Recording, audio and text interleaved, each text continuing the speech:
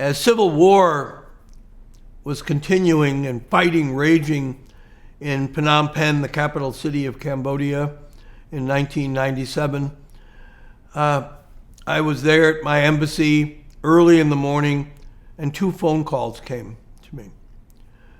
One was on a secure phone from the United States. It was from Senator who was Robert Kerrey, Bob Kerrey from Nebraska, and said he was calling because he wanted to alert me to the fact that there were a group of Mormon missionaries who were trapped out in the fighting, needed help. Would I please go and help them? And I said, Senator, I'm aware of them. We've been in touch with them, but thank you for your call. We know their situation, and we had been aware they had seemed safe, but now it was obviously becoming even more desperate, and they needed help. And I hung up that phone, and another one rang, and it was a Cambodian-American named Lu Lay Sreng, great big strapping Cambodian man who had been out of Cambodia for many years, had American citizenship, but had come back to be part of this coalition government to bring peace to Cambodia. So he's a government official in the Cambodian government, American citizen. And he calls me and said, I can't tell you where I am. I'm trapped. I'm surrounded. They're going to kill me. Would you please call my wife in Thailand and tell her goodbye for me? Tell her I said I love her. And I said, where are you? Where are you? I'll come and save you. I'll come and help you. He said, no, I can't tell you. They're listening to my phones. If they hear this, they'll find me and kill me. And with that, the line went dead. So the fighting that was going on was out near the airport, and it was in the area where the Mormon missionaries were living.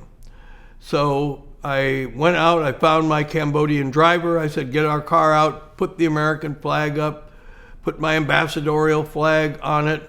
I got one officer to go with me to take notes, and no guns, no guards. We go driving off into the middle of Phnom Penh. People are fleeing everywhere. Smoke is rising out of the city as explosions are going off. And we drive out towards the airport and into the area where it's the active battle zone. And you could see troops are moving in trucks and tanks. And we go, I know where the Mormons are, and we go towards their house. They had a house where they all lived together, and drove into the yard with my flags. And the lead missionary comes running out and says to me, I've never been so glad to see the American flag in my life. So I was there, I was protecting them, I made arrangements for them to be kept safe, to be evacuated from their residence. Once I didn't leave until I was sure the situation around them had become stable and they would be safe and protected. And then I got back in the car and went out driving down these roads, calling Lu Lay Sreng, who is the Minister of Information in the government, and I'm calling him on the numbers I have. I can hear the phone ring, but he never answers. And I keep trying and trying, but there's no answer. And I think, the worst, either maybe his phone's gone dead, the battery's dead, maybe he's dead. Whatever the case, I didn't find him. I was depressed. Oh, this terrible fighting going on, all the coalition government, election, we had put together at such great diplomatic effort, great cost and money. Was crumbling around me. And I drove back to the embassy, and I went over to the Cambodiana Hotel, which is where we had the ballroom and had all the American citizens there safe. And as I got out of my car, a number of the Americans were out on the steps, safe, and I remember them applauding me. And my wife and my daughter came up to me and hugged them and squeezed them and told them how much I loved them. And then I walked into the hotel and I'm headed down to the ballroom to speak to all the other Americans who were there, tell them we were going to have planes. We'll take them protected way to the airport so they get on planes and be evacuated, because all American citizens were being evacuated from the country. And then as I walked down the hallway, coming towards me is this great big Cambodian man. It's Lu Lay Sreng. And I see him, and I get up kind of close to him, and I said, "Oh my gosh, you're alive, you're here." And I said, "I came looking for you." And he said, "I know you did. I saw you out there, but I didn't dare come out. I didn't dare run. I would have been killed." Obviously, as the fighting moved on, he had been able to slip out, get here, was under our protection now.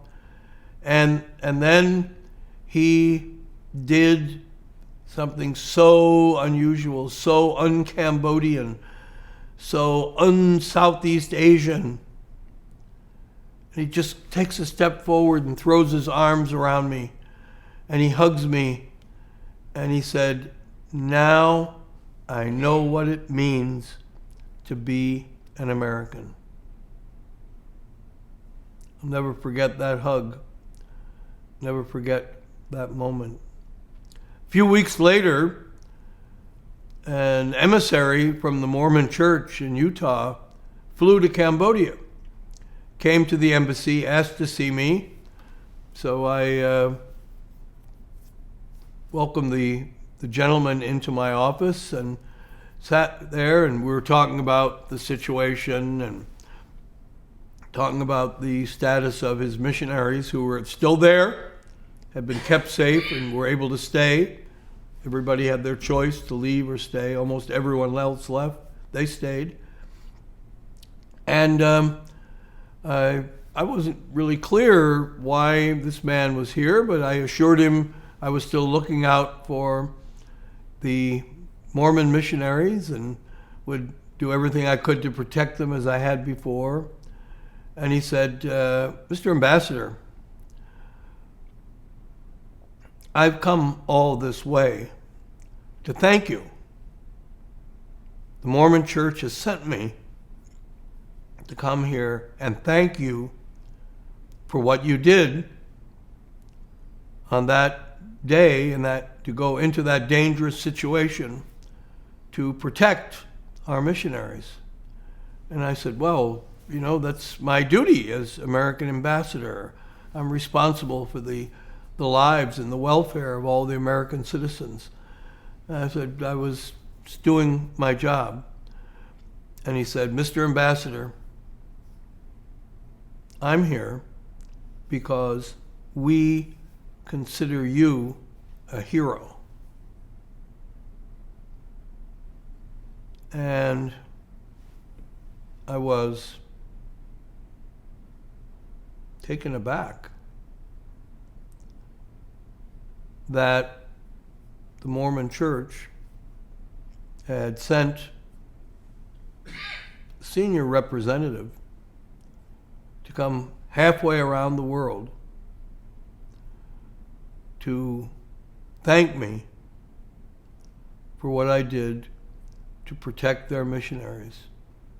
And I'll never forget those words when he said, "We consider you a hero."